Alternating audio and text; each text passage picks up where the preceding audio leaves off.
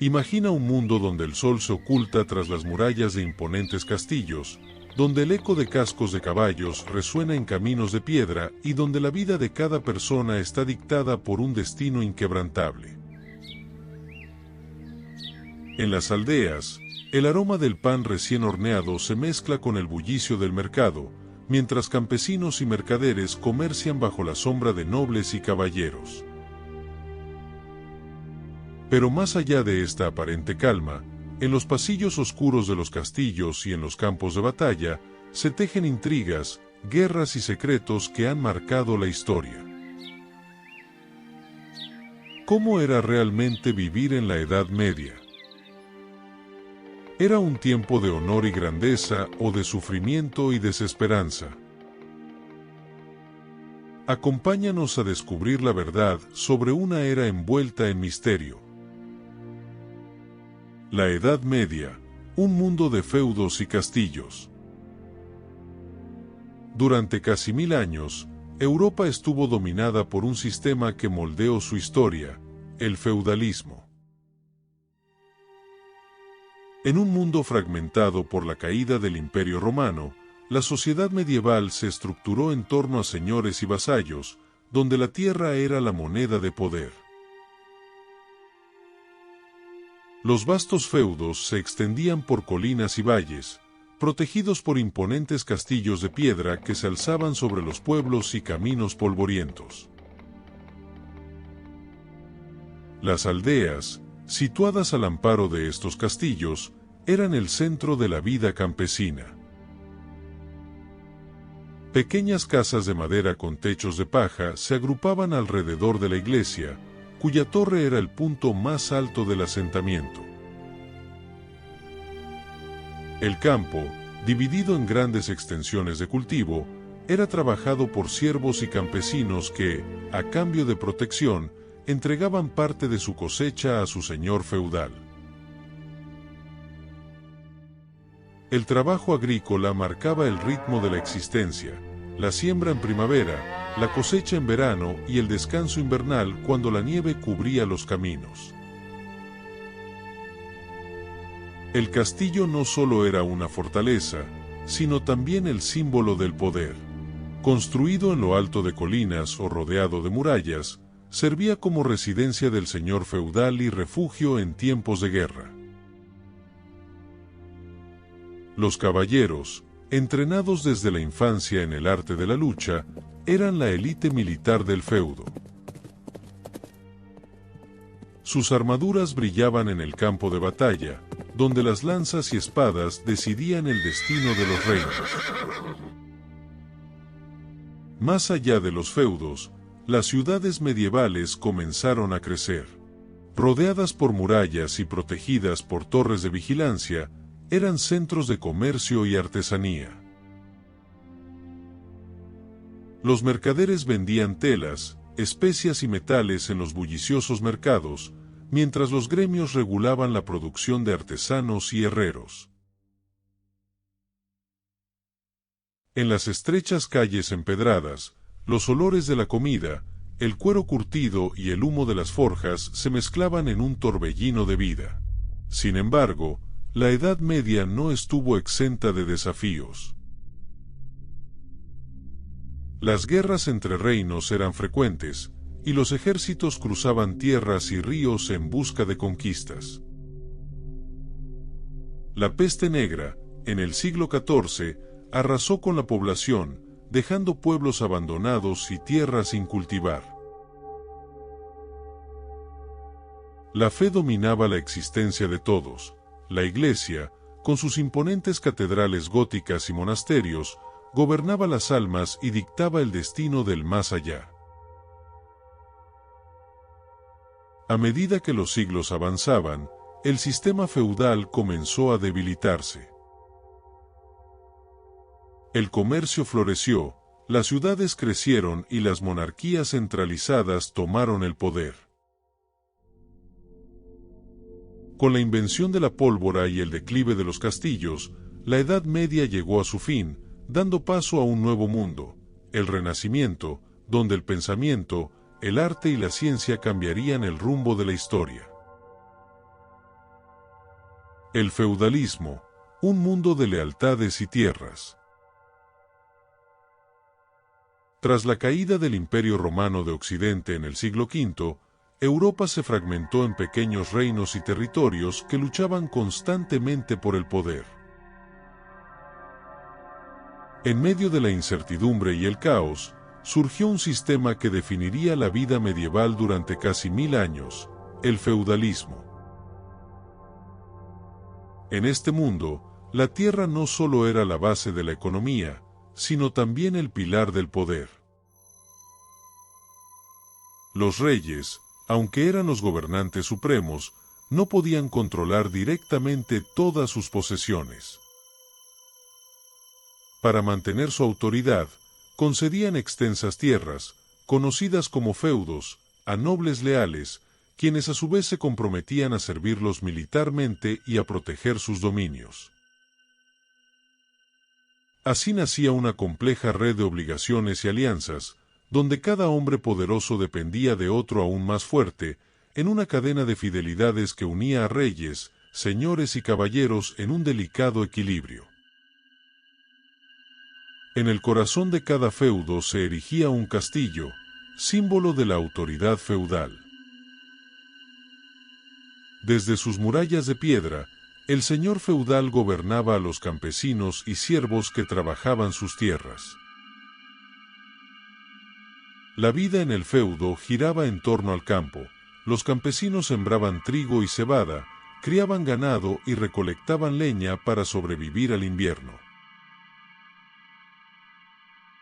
A cambio de su trabajo, recibían protección de su señor, aunque vivían atados a la tierra, con pocas posibilidades de mejorar su condición.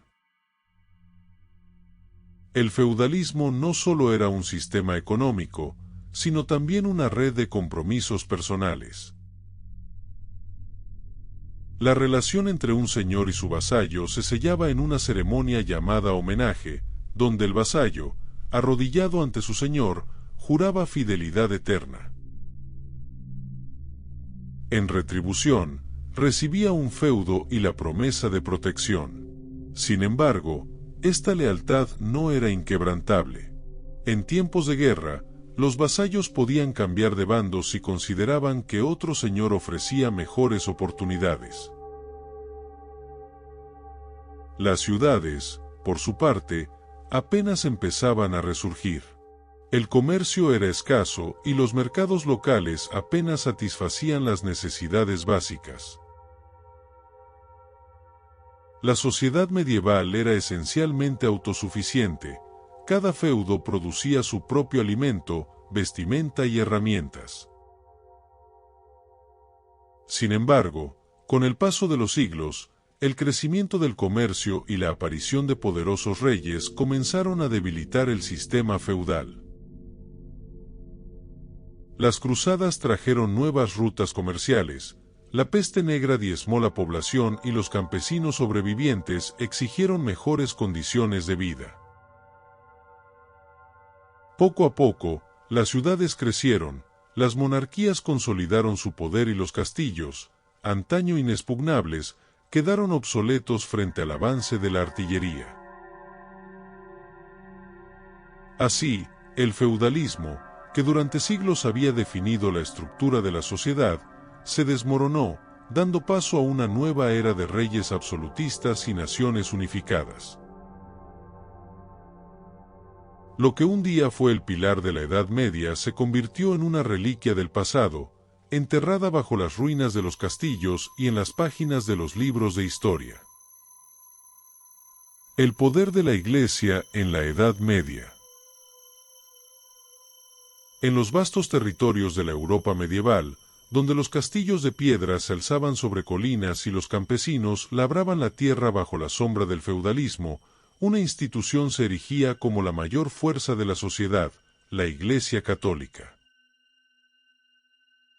Su influencia se extendía más allá de la fe, moldeando la política, la economía y la cultura, convirtiéndose en el pilar que sostenía el mundo medieval. Desde la caída del Imperio Romano en el siglo V, la Iglesia tomó el papel de guía espiritual y autoridad moral. En un continente fragmentado por reinos en constante disputa, el Papa, cabeza de la Iglesia, no solo era el líder religioso, sino también un árbitro del poder terrenal.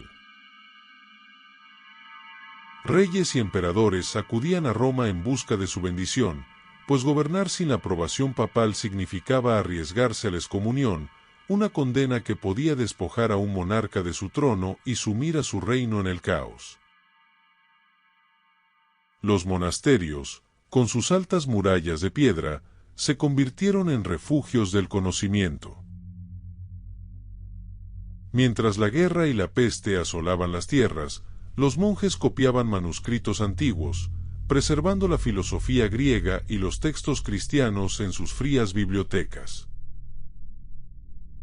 Los monasterios también eran centros de producción agrícola y económica, pues poseían tierras trabajadas por campesinos y generaban riqueza a través de diezmos y donaciones. El poder de la Iglesia no solo residía en su riqueza y su control sobre el saber, sino en su capacidad para influir en la vida cotidiana. Desde el nacimiento hasta la muerte, cada aspecto de la existencia estaba regido por los sacramentos. El bautismo, el matrimonio y la extremaunción eran indispensables para asegurar la salvación del alma. La misa dominical reunía a la comunidad en torno a la fe, y los sermones recordaban constantemente a la población que la vida en la tierra era solo una prueba antes del juicio divino.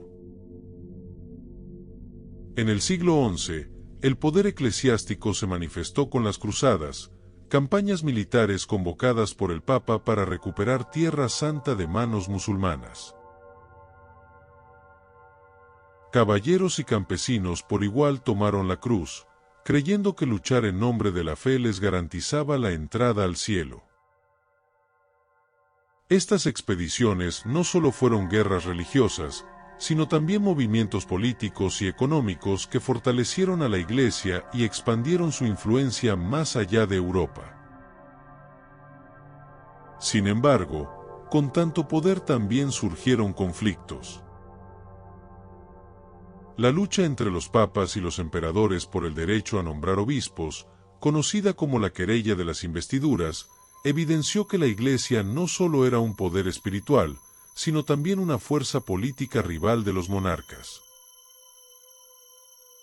Además, en su afán de mantener la ortodoxia, la Iglesia creó la Inquisición, una institución encargada de perseguir a herejes y disidentes.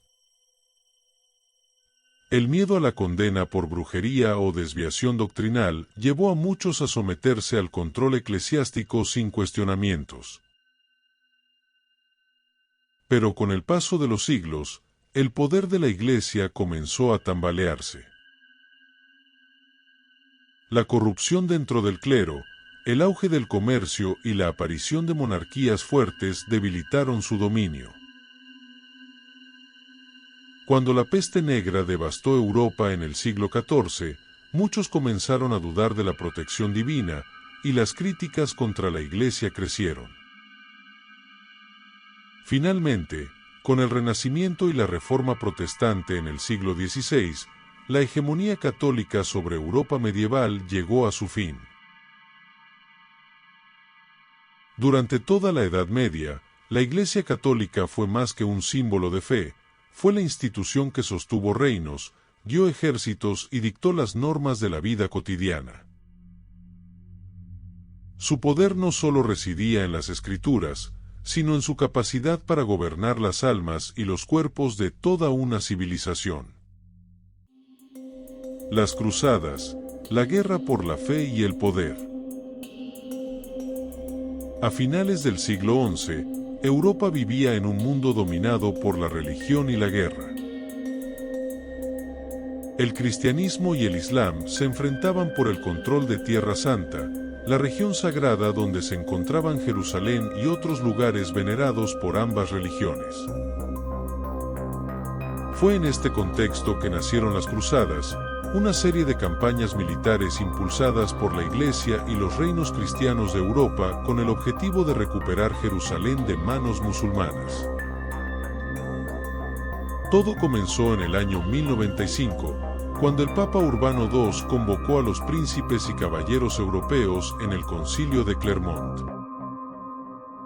Desde una plataforma elevada, el Papa pronunció un discurso ardiente, asegurando que los cristianos de Oriente sufrían bajo el dominio musulmán y que era deber de todo buen creyente acudir en su ayuda. Prometió la absolución de los pecados y la salvación eterna a quienes tomaran la cruz y marcharan a combatir. La multitud respondió con gritos de entusiasmo: «Dios lo quiere». Así comenzó la Primera Cruzada, 1096 a 1099, un éxodo masivo de nobles, campesinos y soldados que cruzaron Europa y Anatolia para enfrentarse a los musulmanes en Tierra Santa. Durante años de batallas sangrientas y asedios brutales, los cruzados lograron tomar Jerusalén en 1099, estableciendo los Estados Cruzados, pequeños reinos cristianos gobernados por nobles europeos. Pero la victoria no duraría para siempre. A lo largo de los siglos XII y XIII, nuevas cruzadas fueron organizadas en respuesta a las pérdidas territoriales y a la contraofensiva musulmana. En 1187, el sultán Saladino, un líder musulmán de gran astucia, logró recuperar Jerusalén tras la histórica batalla de Hattin. En respuesta, la Tercera Cruzada, 1189 a 1192, reunió a tres de los monarcas más poderosos de la cristiandad: Ricardo Corazón de León de Inglaterra, Felipe II de Francia y Federico Barbarroja del Sacro Imperio Romano Germánico. Aunque Ricardo obtuvo algunas victorias, no logró recuperar Jerusalén y tuvo que negociar un tratado con Saladino, permitiendo que los cristianos peregrinaran a la ciudad sin peligro. Las cruzadas posteriores fueron cada vez más caóticas y desorganizadas. La Cuarta Cruzada, 1202 a 1204, terminó en el saqueo de Constantinopla, una ciudad cristiana, en lugar de atacar a los musulmanes, lo que debilitó el imperio bizantino en lugar de fortalecer la causa cruzada. La Cruzada de los Niños, 1212, fue aún más trágica. Miles de niños y jóvenes europeos marcharon hacia Tierra Santa con la esperanza de lograr la victoria por la fe, pero la mayoría murieron o fueron vendidos como esclavos. Con el paso del tiempo, la fe en las cruzadas se fue desmoronando.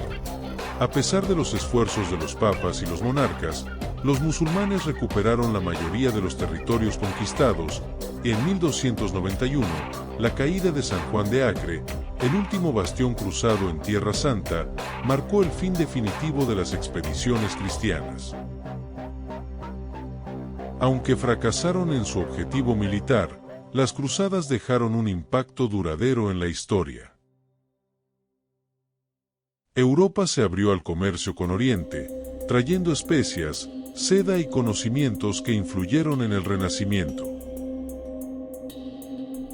Las relaciones entre cristianos y musulmanes quedaron marcadas por siglos de desconfianza, y el poder de la Iglesia, aunque fortalecido en un principio, comenzó a debilitarse con el tiempo.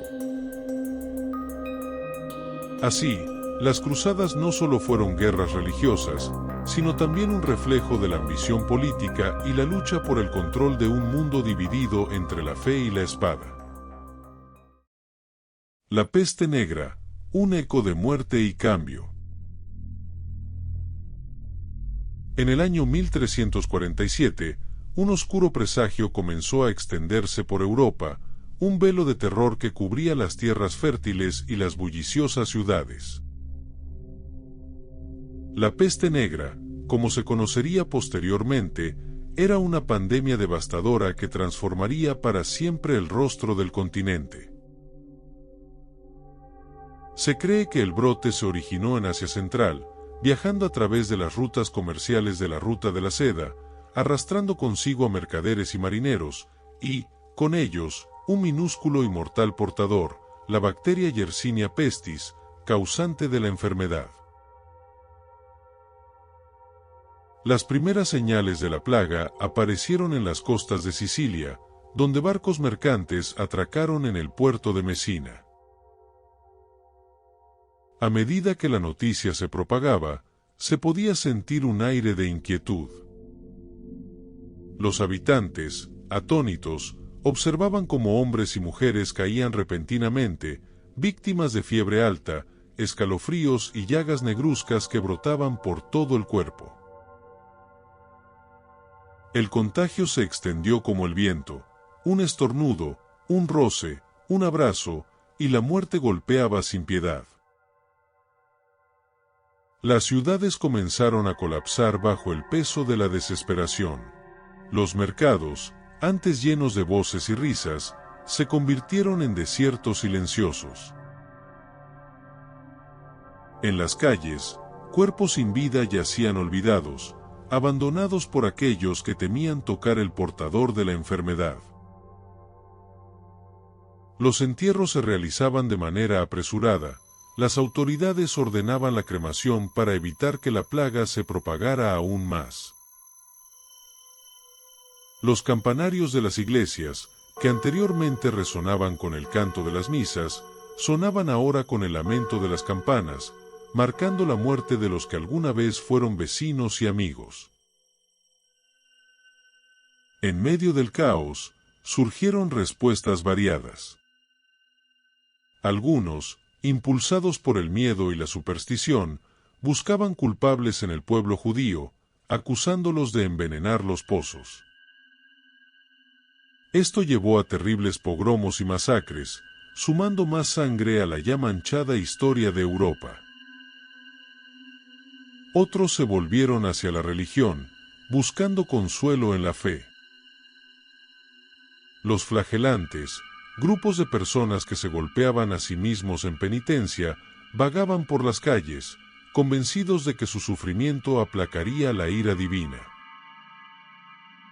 La peste negra no solo se llevó consigo vidas, también reconfiguró la estructura social de Europa. Con millones de muertos, la escasez de mano de obra provocó un aumento en los salarios de los campesinos, quienes comenzaron a demandar mejores condiciones de vida. Las ciudades, en su lucha por recuperarse, empezaron a abrirse al comercio y a las nuevas ideas. La movilidad social, antes casi inexistente, empezó a florecer. A medida que la epidemia se desvanecía hacia 1351, el legado de la peste negra se hacía evidente. Europa no solo había sufrido una pérdida devastadora de vidas, también había sido testigo de un cambio cultural y social. La tierra, que había pertenecido a los nobles durante siglos, empezó a ser reclamada por los campesinos. Las tradiciones y estructuras feudales se veían cada vez más cuestionadas, y un nuevo espíritu de individualismo empezaba a germinar en el corazón de la gente. La peste negra dejó una marca indeleble en la memoria colectiva de Europa, un eco de muerte y transformación que resonaría en los siglos venideros. Con su sombra, el continente avanzaba hacia el Renacimiento, un tiempo de renovación y redescubrimiento que prometía liberar a las mentes y corazones de las cadenas del pasado. Así, la peste, aunque devastadora, se convirtió en el catalizador de una nueva era, recordando a la humanidad que de la oscuridad siempre puede surgir la luz. La evolución del arte y la arquitectura, de lo románico a lo gótico. En los albores de la Edad Media, la Europa postromana se encontraba en un estado de transición cultural, marcado por la fragmentación política y el resurgimiento del cristianismo. Fue en este contexto que surgió el arte románico, un estilo que floreció aproximadamente entre los siglos XI y XIII. Este arte, caracterizado por sus formas sólidas y robustas, se manifestaba principalmente en la arquitectura de iglesias y monasterios. Las edificaciones románicas se destacaban por sus gruesos muros, arcos de medio punto y pequeñas ventanas, lo que les confería un aspecto macizo y austero. Los templos, a menudo construidos con piedra, reflejaban la búsqueda de la estabilidad y la seguridad en una época de incertidumbre. Las bóvedas de cañón y las naves largas daban a las iglesias un aire de grandeza, mientras que los relieves y esculturas en portadas y capiteles narraban historias bíblicas, acercando a los fieles a los relatos sagrados. A medida que el siglo XII avanzaba, las condiciones sociales y políticas comenzaron a cambiar. La prosperidad económica y el crecimiento de las ciudades llevaron a un renacer cultural que sentaría las bases para la transición hacia el arte gótico, que emergió en el siglo XIII y perduró hasta el siglo XV. Este nuevo estilo arquitectónico rompió con las limitaciones del románico, elevando las estructuras hacia el cielo. Las catedrales góticas se caracterizaban por sus altos muros, arcos apuntados y bóvedas de ojiva, lo que permitía crear espacios más amplios y luminosos. La luz, símbolo de lo divino, se convertía en un elemento central, y los grandes vitrales de colores transformaban la atmósfera de los templos, proyectando un caleidoscopio de luces sobre el suelo de piedra. Las catedrales góticas, como la famosa Catedral de Notre Dame en París y la Catedral de Chartres, eran verdaderas obras maestras de la ingeniería y la creatividad humana. Con sus espléndidas torres y pináculos que parecían alcanzar el cielo, estos edificios no solo servían como lugares de culto, sino también como símbolos de la ciudad y de la comunidad cristiana. En su interior, las esculturas y relieves eran más dinámicos y expresivos que en el arte románico, capturando emociones y relatos de manera más vívida. La arquitectura gótica, al combinar belleza y funcionalidad, reflejaba la ambición de una época que buscaba elevar el espíritu humano y acercarse a lo divino. El arte gótico no se limitó a la arquitectura, también se expresó en la pintura, la escultura y las artes decorativas. Los artistas comenzaron a experimentar con nuevas técnicas, como la perspectiva, lo que les permitió representar la figura humana de manera más naturalista y emocional. Las iluminaciones en manuscritos, los tapices y los retablos también reflejaban la riqueza de los temas religiosos y la vida cotidiana, mostrando un mundo en transformación.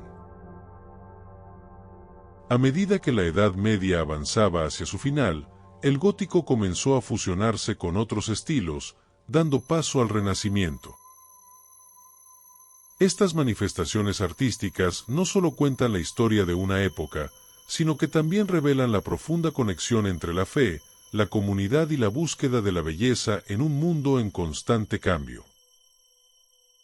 Estas manifestaciones artísticas no solo cuentan la historia de una época, sino que también revelan la profunda conexión entre la fe, la comunidad y la búsqueda de la belleza en un mundo en constante cambio. La caída de Constantinopla y el fin de la Edad Media. El 29 de mayo de 1453, el mundo medieval presenció uno de los eventos más trascendentales de su historia, la caída de Constantinopla. Durante más de 1000 años, esta majestuosa ciudad había sido la capital del Imperio Bizantino, el último vestigio del Imperio Romano de Oriente y un símbolo de la cristiandad en el Este. Su caída ante el poderoso ejército del sultán Mehmed II, líder del Imperio Otomano, marcó no solo el fin de una era, sino también el nacimiento de una nueva. Desde su fundación en el año 330 por el emperador Constantino I, Constantinopla había sido una de las ciudades más ricas, imponentes y estratégicamente ubicadas del mundo. Su posición entre Europa y Asia la convertía en un puente comercial entre Oriente y Occidente, además de un bastión inexpugnable gracias a sus enormes murallas, que durante siglos habían resistido innumerables asedios. Sin embargo, para 1453, la ciudad estaba en decadencia. Lo que quedaba del Imperio bizantino se reducía prácticamente a Constantinopla y algunos territorios menores, rodeados por un imperio otomano en expansión que ansiaba conquistar la última joya de Bizancio. El sultán Mehmed II, un estratega ambicioso y visionario de solo 21 años, comprendió que la toma de Constantinopla no solo consolidaría su dominio en la región, sino que también le otorgaría el prestigio de haber logrado lo que muchos antes de él habían intentado sin éxito. Reunió un ejército de más de 80.000 soldados, incluyendo la temida infantería de élite conocida como los jenízaros. Además, poseía una poderosa artillería, con enormes cañones diseñados específicamente para destruir las murallas teodosianas que habían protegido la ciudad durante siglos. El emperador bizantino Constantino XI Paleólogo, consciente del peligro inminente, hizo un llamado desesperado a las potencias cristianas de Europa para que le enviaran ayuda. Sin embargo, las disputas internas, las recientes guerras y la fragmentación política impidieron una respuesta contundente. A pesar de contar con apenas 7.000 defensores, entre bizantinos y mercenarios extranjeros, Constantino XI decidió resistir hasta el final. El asedio comenzó el 6 de abril de 1453. Durante casi 2 meses, la ciudad soportó el incesante bombardeo de los cañones otomanos, que lograron abrir brechas en sus impenetrables murallas. A pesar de la inferioridad numérica, los defensores lograron repeler varios intentos de asalto gracias a su valentía y al conocimiento del terreno. Sin embargo, el destino de la ciudad estaba sellado. En la madrugada del 29 de mayo, Mehmed II ordenó un asalto final. Miles de soldados otomanos atacaron las murallas desde distintos frentes, mientras la población dentro de la ciudad rezaba en las iglesias, suplicando un milagro. Finalmente, los jenízaros lograron penetrar por la brecha abierta en la puerta de San Romano. El emperador Constantino XI, en un acto de heroísmo, se despojó de sus insignias imperiales y se lanzó a la batalla junto a sus hombres, encontrando la muerte en el fragor del combate. Las calles de Constantinopla pronto se convirtieron en un escenario de caos y devastación. Los otomanos saquearon la ciudad, capturaron a miles de habitantes y se apoderaron de sus riquezas. La Catedral de Santa Sofía, símbolo de la cristiandad oriental, fue convertida en mezquita, marcando un cambio irreversible en la historia de la ciudad. Mehmed II, al ingresar triunfalmente a la ciudad, proclamó Constantinopla como la nueva capital del Imperio Otomano, consolidando su poder y ganándose el título de El Conquistador. La caída de Constantinopla marcó el fin del Imperio bizantino y el inicio de una nueva era. Para Europa, significó la pérdida del último baluarte cristiano en el este, lo que llevó a un aumento en la tensión entre cristianos y musulmanes. Además, la conquista otomana interrumpió las rutas comerciales entre Europa y Asia, impulsando a las potencias europeas a buscar nuevas rutas marítimas, lo que eventualmente daría inicio a la era de los descubrimientos. Culturalmente, la caída de la ciudad tuvo un impacto significativo en el Renacimiento. Muchos eruditos bizantinos huyeron a Italia, llevando consigo manuscritos y conocimientos de la antigua Grecia y Roma, contribuyendo al resurgimiento del pensamiento clásico en Europa occidental. Así, la caída de Constantinopla no solo representó el fin de la Edad Media, sino también el preludio de una nueva era de exploración, conocimiento y cambio global.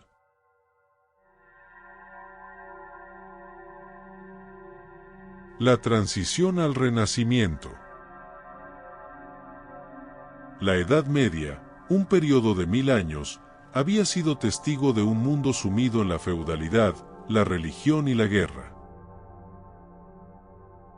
Sin embargo, hacia finales del siglo XV, Europa comenzó a experimentar un profundo cambio que marcaría el fin de esta era y el nacimiento de una nueva, el Renacimiento. Este periodo, que se extendería desde el siglo XIV hasta el siglo XVII, no fue un simple cambio de estilo, sino una revolución en el pensamiento, la cultura y la forma de vida. La transición hacia el Renacimiento fue un proceso gradual, impulsado por una serie de factores interrelacionados. Uno de los más significativos fue el redescubrimiento de la cultura clásica. Durante la Edad Media, el conocimiento de la antigua Grecia y Roma se había perdido en gran medida, relegado a monasterios donde los monjes copiaban manuscritos. Sin embargo, a medida que los eruditos comenzaron a explorar y traducir textos antiguos, se avivó un interés por la filosofía, la literatura y las artes de la antigüedad. Esta búsqueda de conocimiento clásico, conocida como humanismo, se convirtió en el motor del Renacimiento, impulsando a pensadores como Petrarca y Erasmo a estudiar y promover los ideales de los antiguos. Otro factor crucial fue el desarrollo de las ciudades y el comercio. Con la expansión del comercio a través de rutas marítimas y terrestres, las ciudades florecieron como centros de intercambio cultural y económico. Venecia, Florencia y Génova se convirtieron en núcleos vibrantes de actividad comercial, donde mercaderes y banqueros acumulaban riquezas. Esta nueva clase burguesa, con su ansia de conocimiento y apreciación del arte, se convirtió en el mecenas de artistas y pensadores. El apoyo financiero de familias como los Medici en Florencia permitió el surgimiento de grandes obras de arte y la promoción de la educación. Además, la invención de la imprenta en el siglo XV por Johannes Gutenberg revolucionó la difusión del conocimiento. La posibilidad de imprimir libros a bajo costo permitió que las ideas y descubrimientos se distribuyeran rápidamente por toda Europa. Textos científicos, filosóficos y literarios llegaron a manos de una población cada vez más alfabetizada, democratizando el acceso a la información y fomentando un ambiente propicio para el pensamiento crítico. A medida que el poder de las monarquías absolutas crecía, se debilitaba la influencia de la Iglesia, que había dominado la vida medieval. La Reforma Protestante, iniciada por figuras como Martín Lutero, cuestionó la autoridad papal y llevó a la creación de nuevas corrientes religiosas.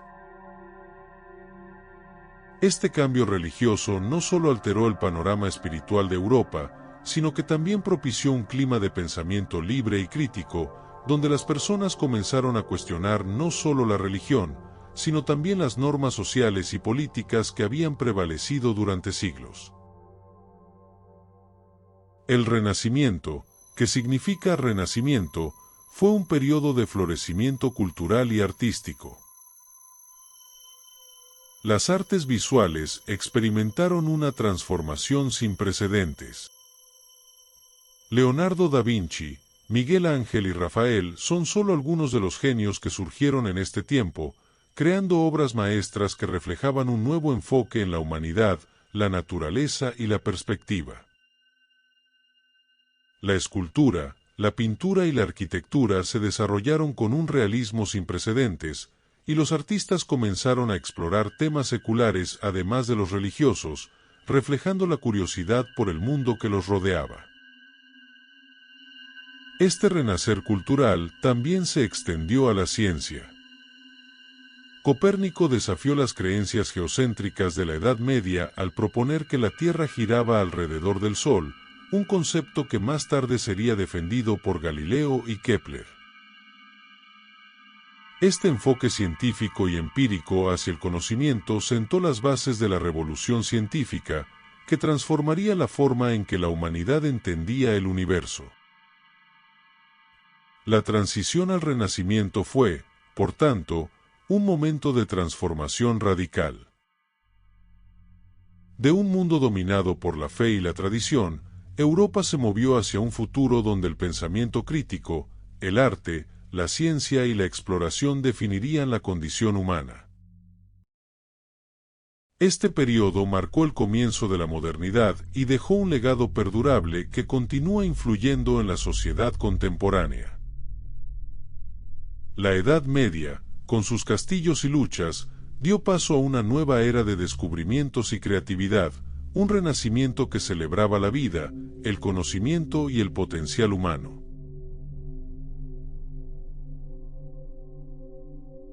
La Edad Media fue un periodo de profundos cambios, marcado por conflictos, crisis y transformaciones que sentaron las bases del mundo moderno. Las cruzadas, impulsadas por la fe y la ambición, no solo redibujaron el mapa geopolítico, sino que también favorecieron el intercambio cultural entre Oriente y Occidente, introduciendo nuevas ideas y conocimientos en Europa. Sin embargo, este intercambio también trajo consigo tragedias, como la peste negra, una devastadora pandemia que diezmó a la población europea, debilitando las estructuras sociales y económicas y sembrando dudas sobre el poder de la Iglesia. El feudalismo, que durante siglos organizó la sociedad en una rígida jerarquía de señores y vasallos, comenzó a resquebrajarse ante la creciente influencia de las ciudades y el comercio. El poder de los reyes se fortaleció, y las antiguas lealtades feudales dieron paso a los primeros estados centralizados. En este contexto de crisis y renovación, el Renacimiento emergió como un faro de cambio.